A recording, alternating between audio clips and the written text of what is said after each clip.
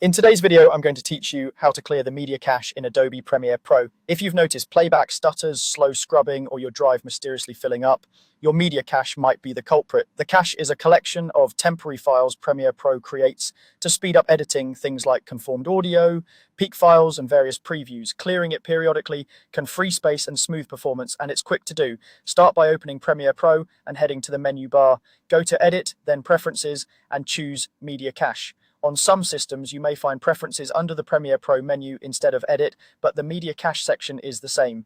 This panel shows you where your cache lives on your drive and may display how large it has grown over time. It's a good idea to take note of the location so you know where these files are stored.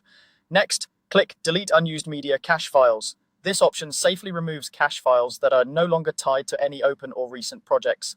It won't delete files you still need for active timelines, so it's a safe first pass. Depending on how long it's been since your last cleanup, this process can take a moment. Let it complete. You may see a brief progress indicator. If you want to dig deeper, you can optionally click Browse to open the cache folder on your system. Inside, you'll see folders like Media Cache Files and Peak Files. You can manually delete files here to reclaim even more space. Don't worry, Premiere will rebuild what it needs the next time you open a project or play a clip.